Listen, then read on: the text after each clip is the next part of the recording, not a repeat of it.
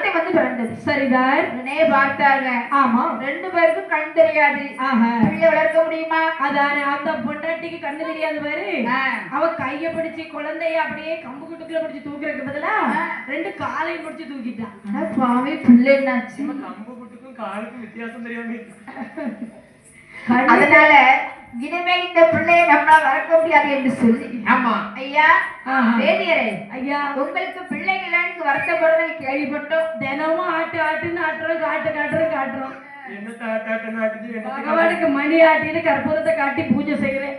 ஆண்டவா இறையவா சங்கரான்னு பூஜை பண்ணிட்டு இருக்கிறேன். சரி, ஆனா அந்த பகவானுக்கு கண்ணே தெரியல. எங்களுக்கு பாவம், நாங்க இப்படி அண்ணன் என் பொண்டாட்டி கிடந்து படாத கஷ்டமெல்லாம் பட்டு இருக்கு. அதனால இந்த பிள்ளைய நீங்களே வளர்த்துக்கோங்க ஐயா.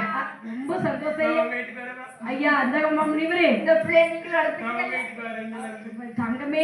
தங்கமே உன்னை நல்லா பார்த்து செல்லமா வளர்த்துக்குவேன் நான்.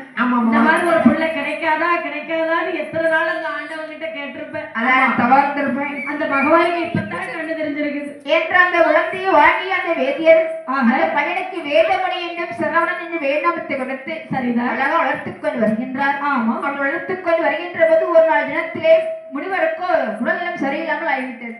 உடனே பார்த்தப்ப மகனே வேதமணி, ஐயா இன்றைக்கு நீ சென்று சிவாலயத்திலே பூசையெல்லாம் வைத்து விட்டு வா. சரிங்கப்பா என்ற வார்த்தை கேட்ட உடனே ஆமா உடனே வார்த்தான் இந்த வேதமணி. சரி, எப்படி வர பாருங்க.